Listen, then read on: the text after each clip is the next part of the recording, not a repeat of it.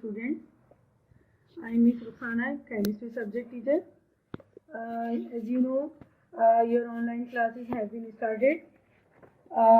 Today I will teach you the chapter 8 electrochemistry, which have already started since Monday.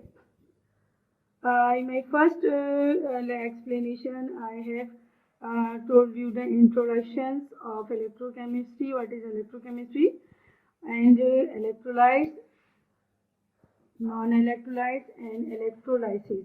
मैंने अपने पिछले lecture में electrochemistry के बारे में बताया था. इलेक्ट्रोकेमिस्ट्री क्या है? इलेक्ट्रोकेमिस्ट्री जो है chemical energy is associated with the chemical reaction and the electrical energy is obtain from electricity.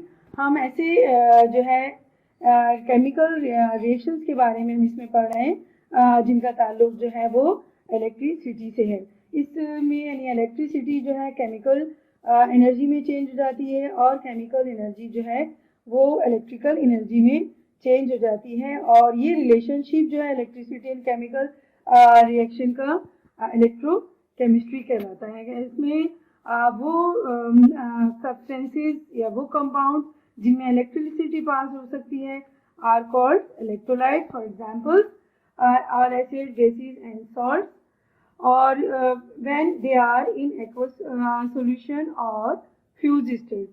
इसी तरह नॉन इलेक्ट्रोलाइट क्या है? वो कंपाउंड जिसमें इलेक्ट्रिसिटी नहीं गुजर सकती, चाहे वो मोल्टिन हो या एक्वस सॉल्यूशन हो, नॉन इलेक्ट्रोलाइट कहते हैं. And the examples are sugar, petrol and benzene. And what is the electrolysis? Electrolysis क्या था इसके बारे में बताया था, यही कि वो प्रोसेस है जिसमें जब इलेक्ट्रोलाइसिस जो है इलेक्ट्रोलाइट में से पास की जाती है. इलेक्ट्रोलाइट में एक सेल है जिसमें जो है इलेक्ट्रिसिटी अगर वो केमिकल्स कंपाउंड में से गुजारी जाती है जो इलेक्ट्रोलाइट्स हैं, तो वो अपने जो है जो रिस्पेक्टिव इलेक्ट्रोड्स होते हैं उनकी तरफ मूव करते हैं. यानी एक सेल है, ये देखिएगा, look at this is a cell. एक सेल है जिसमें यहाँ इसके अंदर जो है दो इलेक्ट्रोड्स हैं. ये इलेक्ट्रोड्स हैं मेटल्स के होते हैं, जिसमें से एक जो है वो पॉजिटिव है जिसे एनोड कहते हैं, दूसरा जो है नेगेटिव है जिसे हम कैथोड कहते हैं. और इसमें हम इलेक्ट्रोलाइट जो है सोल्यूशन होता है, जिस तरह सोडियम क्लोराइड जो है ये सोल्यूशन है. जब इसमें से इलेक्ट्रिसिटी पास की जाती है तो क्या होता है कि ये इलेक्ट्रोलाइट जो है अपने आयंस में टूट जाता है. तो अगर जो पॉजिटिव होगा वो नेगेटिव की तरफ मूव करेगा, यानी सोडियम जो है पॉजिटिव है वो कैथोड की तरफ मूव करेगा, और क्लोरीन जो नेगेटिव आयंस में कन्वर्ट होगा वो एनोड कहलाता है. इस प्रोसेस में, इस इलेक्ट्रोलाइसिस की प्रोसेस में दो रिएक्शंस होते हैं, जैसे आपको पिछले बता चुकी है, ऑक्सीडेशन और दूसरा होता है reduction. Oxidation and reduction process होते हैं. ऑक्सीडेशन में क्या है? एक तो ये हो सकता है कि उसमें ऑक्सीजन जो है उस कंपाउंड से अलग होती है, उसका किसी एलिमेंट के साथ जुड़े तो वो ऑक्सीडेशन कहती है. और अगर उस कंपाउंड से ऑक्सीजन अलग हो रही होती है तो वो ब्रेक होता है, तो वो कहलाता है रिडक्शन प्रोसेस. इसी तरह रिडक्शन में हाइड्रोजन का एलिमेंट अगर एटम जो है कंबाइन हो रहा होता है तो वो रिडक्शन प्रोसेस कहलाता है, और अगर उसमें ऑक्सीजन कंबाइन हो रहा होता है तो वो रिडक्शन प्रोसेस कहलाता है. इसी तरह अगर हाइड्रोजन उसमें से रिमूव हो रहा है तो वो ऑक्सीडेशन कहलाता है. दूसरी सूरत में ये होता है कि अगर पॉजिटिव आयंस उसमें से निकलते हैं, जिस तरह यहाँ सोडियम में से जब निकलेंगे दो इलेक्ट्रॉन, तो ये भी जो है कौन सा प्रोसेस होगा? ये ऑक्सीडेशन होगा. और अगर ये इलेक्ट्रॉन, इसमें क्लोरीन है, नेगेटिव है, तो ये जो है ये इलेक्ट्रॉन है किसी से, मतलब ये ले रहा होता है, तो ये क्या होगा? वो कहलाता है रिडक्शन प्रोसेस कहलाता है. कैथोड में क्या है कि उसमें इलेक्ट्रॉन्स कंबाइन हो रहे हैं, और उसमें एनोड में क्या होता है, जो है ऑक्सीजन वो जो हाइड्रोक्सिल जो आयन जो होते हैं वो क्या होते हैं, उसमें से जा रहे होते हैं, दूसरे के साथ लग रहे होते हैं. तो यानी इलेक्ट्रॉन्स का जो है रिमूव होना लेना जो है उसकी सूरत में वो पॉजिटिव ऑक्सीडेशन और negative ion, hydroxyl ion remove करते हैं टुवर्ड्स द एनोड. जो नेगेटिव होंगे वो एनोड्स की तरफ मूव कर रहे हैं, और जो पॉजिटिव आयंस होंगे वो किसकी तरफ मूव कर रहे होते हैं, कैथोड की तरफ मूव कर रहे होते हैं। तो ये सेल जो है इलेक्ट्रिसिटी का ये प्रोसेस जो है इसके जो है इसके बारे में दो लॉज बनाए थे। जो सबसे पहले फैराडेज के दो लॉज हैं जो जो उसने 1933 में डिस्कवर किए थे, और जो क्वांटिटेटिव लॉज ऑफ कहलाते हैं, जो इलेक्ट्रोलाइसिस में में दौरान प्रोसेस में यूज किए जाते हैं। पहला वाला जिसके लिए के हवाले से है, there are two laws of electricity put forward by Faraday. Faraday की दो लॉज थे। पहला वाला लॉज उसने ये बताया था कि अगर है ना एक it state that the amount of any substance deposit or liberated of an electrode during electrolysis is directly proportional to the quantity of current pass through the electrolyte. मतलब अगर है ना जब किसी से जो है यूनिट टाइम में अगर किसी में करंट गुजारा जाता है तो वो क्या होता है कि वो जो है उसमें जो है डिपॉजिट होता है, सब्सटेंस डिपॉजिट होता है अपने जो होता है रिस्पेक्टिव इलेक्ट्रोड की जानिब से। तो इस तरीके से जो है यानी अब यहाँ देखिए इसकी एक्सप्लेनेशन पहले बता चुकी हूँ। इफ वी डब्ल्यू जो है इसमें क्या है, वेट है, और ये ए जो है एम्पियरेंस इलेक्ट्रोलाइट से, और टी जो है वो टेम्परेचर, और जेड जो है वो इलेक्ट्रोकेमिकल इक्विवेलेंट है। और इलेक्ट्रोकेमिकल इक्विवेलेंट क्या है, electrochemical equivalent of a substance may be defined as the weight of the substance deposit or liberated when one columns of electric charge is passed through in an electron। एक column जो है charge जो है वो जो है अगर वो जो उसमें से गुजारा जाता है इलेक्ट्रोलाइट में, और जो वो डिपॉजिट होता है तो उसका जो वेट होता है उसे जो हम इलेक्ट्रोकेमिकल इक्विवेलेंट कहते हैं, और ये Z से डिनोट किया जाता है। और हर एक के लिए इलेक्ट्रोकेमिकल इक्विवेलेंट जो होता है अलग होता है। जितना कॉपर में जो है कॉपर का जो है वो ये है 0.00329। तो समझ में आए पहला वाला लॉ क्या कहता है, क्या पहला लॉ ये कहता है कि जब किसी एलिमेंट में से जो सब्सटेंस में से अगर इलेक्ट्रोलाइट में से हम बिजली पास करते हैं तो वो क्या होता है कि वो इलेक्ट्रो अपने जो है डिपॉजिट होता है एक उसके ऊपर अपने इलेक्ट्रोड्स के ऊपर।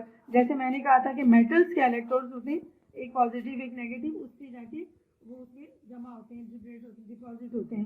तो वो उसका वेट जो हम मालूम करते हैं इस फार्मूले से, यानी यूनिट टाइम में टेम्पियर जो है कॉलम गुजारी जाती है लाइट, और उसको हम जो वेट होता है उसे हम इलेक्ट्रोकेमिकल कहते हैं। इलेक्ट्रोकेमिकल इक्विवेलेंट जो है एक फिक्स वैल्यू है हर एलिमेंट के लिए।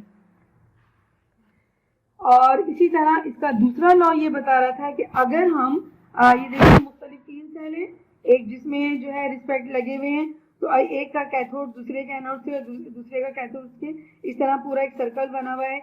ये जो इस तरह के सेल्स हैं ये हमारी जो गाड़ी में हम जो बैटरी इस्तेमाल करते हैं तो ये उसमें इस तरीके से मुख्तलिफ किस्म के जो सेल होते हैं वो कंबाइन होकर क्या है एक बैटरी बनाते हैं।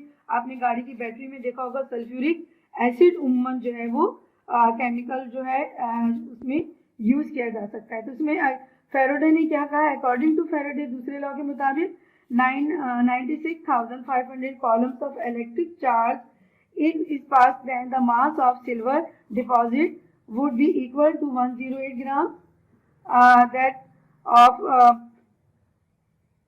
is passed, then the mass of silver deposit would be equal to 108 gram, that of copper is 31.75 gram, aluminium 9 gram, which are their equivalent masses respectively। में जमा हो रहा है वो 108 ग्राम है, यानी वो पहला वाला जो इसमें पूरा जो है उसके जो ग्राम वेट है उसके ही बराबर होगा। लेकिन जब दूसरा जो सेल में जमा हो रहा है वो किस तरह है, 63.5 कॉपर का जो है मॉलिक्यूलर वेट है वो इसका हाफ हो गया, यानी 31.75।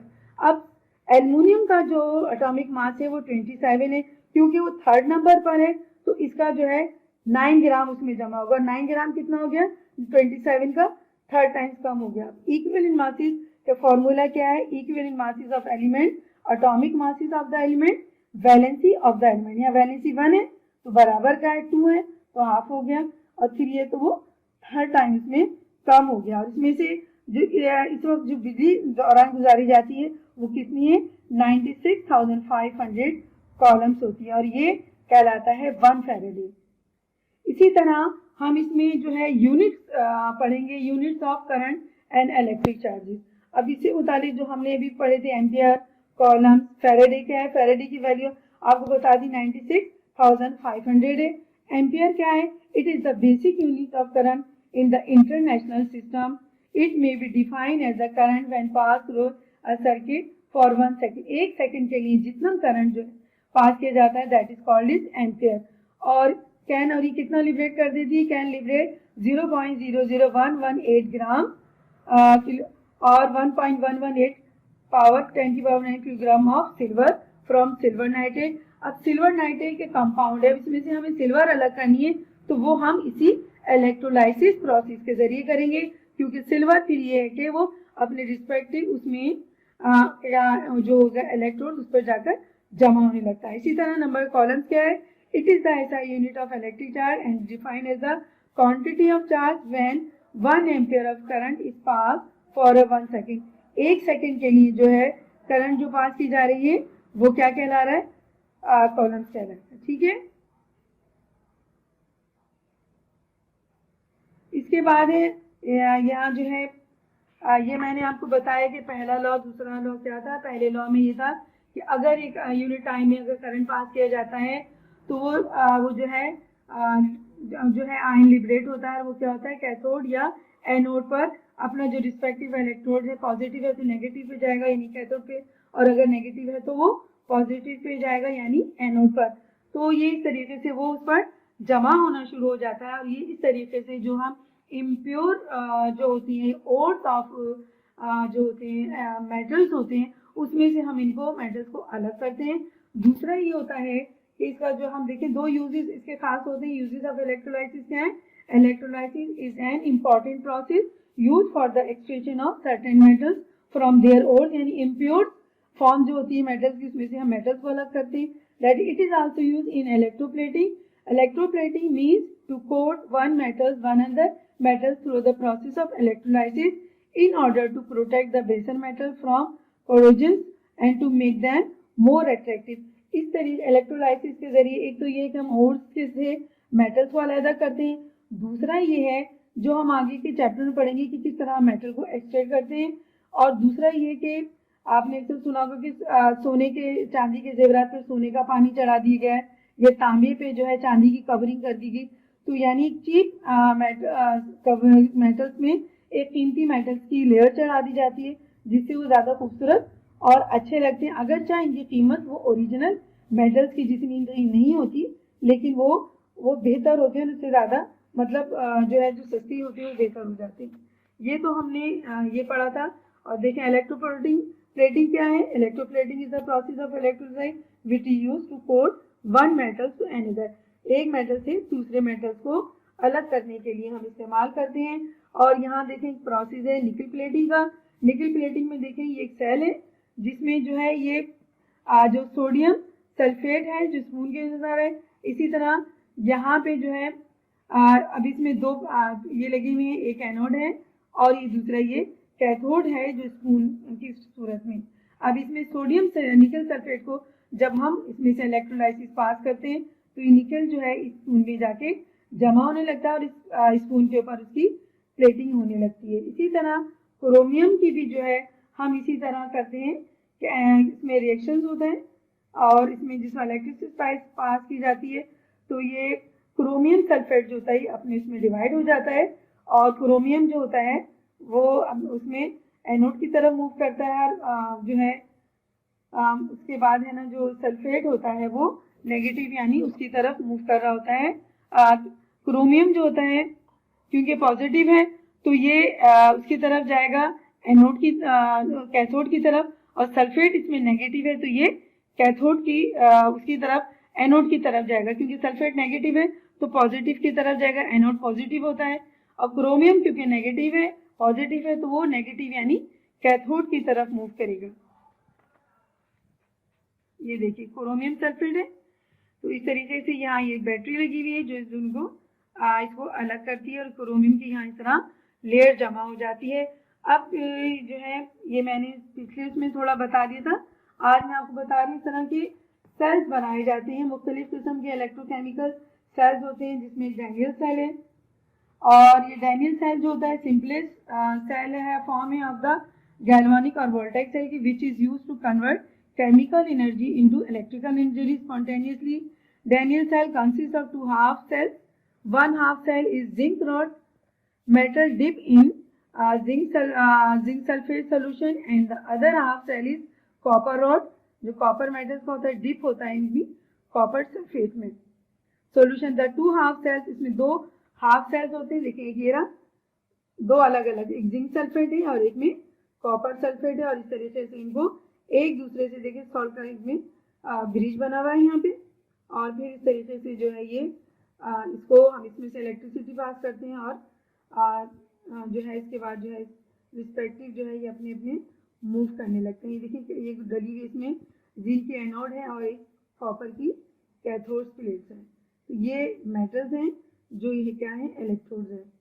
बैटरीज जो होती है, बैटरीज में क्या होता है एक से ज़्यादा सेल इस्तेमाल किए जाते हैं, दूसरे से कनेक्टेड हैं. जैसे मैंने आपको पहले दिखाया था कि automobile or motors battery is a true battery the most common types of cell or batteries are describe as follows, जिसमें ड्राई सेल्स हैं बैटरीज के किस्म. ड्राई सेल की देखें जो आम आप देखते हैं इस्तेमाल होते हैं, जिसमें जिंक की प्लेट होती है और ग्रेफाइट इलेक्ट्रोड्स हैं यहाँ पे. और इसी तरह connected by metallic wire, wire के जरिए कनेक्टेड होते हैं. Zinc gets oxide to form zinc ion which pass into the wet phase leaving behind electrons on zinc container and the electrons move from zinc electrodes to carbon. ये रहा carbon electrode. बीच में आप देखेंगे अगर cell खोलेंगे तो ये बीच में कार्बन होगा और इसी तरह यहाँ पे पेस्ट होता है इसमें जिंक क्लोराइड का और अमोनियम क्लोराइड का. यहाँ पर एक सील लगी हुई थी कॉपर की कैप की और ये ग्रेफाइट ये रॉड होती है. यहाँ पे ये बाहर का जो कवरिंग होती है ये जिंक की होती है. इसी तरह एक दूसरा है लेड स्टोरेज बैटरी होती है, जो मोटर में गाड़ी में इस्तेमाल की. Lead storage is in automobile. It is a secondary battery and is a reversible cell which can be restored to its original condition. यहाँ पे मैंने सेकेंडरी का बैटरी का इस्तेमाल किया. सेकेंडरी सेल या सेकेंडरी बैटरी कौन सी होती है, जो रिचार्जेबल होती है. जैसे आपकी मोबाइल की बैटरी जो होती है वो क्या होती है, उसको आप या उसको क्या करते हैं दोबारा से रिचार्ज करते हैं, दोबारा से वो काम में आ जाती है. आम सेल जो होते हैं अगर एक दफ़ा यूज़ कर लिए जाते हैं ड्राई सेल तो दोबारा काम नहीं आते. लेकिन जो सेकेंडरी बैटरीज होती है तो वो रिचार्जेबल होती है और उनको हम दोबारा से इस्तेमाल कर सकते हैं. ये देखिए यहाँ पे इसकी लेड स्टोरेज बैटरी की दिखाई है. ये एक जो नीचे देखें इसमें मैंने कहा था ना कि बैटरी में हम देखें तो इसमें सल्फ्यूरिक एसिड मौजूद होता है. यहाँ लेड की एक लेड की है, यहाँ पे लेड ऑक्साइड है, ये कनेक्ट हुए हैं, बीच में ये भी मौजूद है. जो इस तरह in the storage battery anodes are the lead alloy and cathodes are made up of red lead oxide. जो कैथोड है वो क्या है जो है लेड ऑक्साइड है और ये जो है एनोड जो है वो लेड की. ठीक है. The electrolyte is dilute sulphuric acid having concentration of ये 30% सल्फ्यूरिक एसिड है. As the cell reaction proceed sulphur lead sulfate precipitate and partially coats both the electrodes and the water form dilute the sulfuric acid. The battery is said to be discharged. Now by connecting the battery to an external electric source we can force the electron to follow the opposite direction. The net cell reaction can be reversed and the battery is recharged. तो इसमें देखिए मुख्तलिफ किस्म के cell लगे होते हैं जो चार्ज होते हैं. ये है बैटरी. तो इसमें यकीनन ये चैप्टर थोड़ा सा डिफ़िकल्ट था, मुश्किल है जो है, लेकिन आप इसे ज़रूर पढ़ें इसको और उसको समझने की कोशिश करें, क्योंकि अब मैं अपने नेक्स्ट लेक्चर में जो है इससे मुताल्लिक़ जो है कुछ काम भी आपको बताऊंगी और अगर जो है ताकि आप उसे कर सकें. इसे एक्सरसाइज क्वेश्चन आंसर भी जो है मैं आपके ग्रुप में डालूंगी ताकि आप उन्हें समझ सकें. I hope you understand.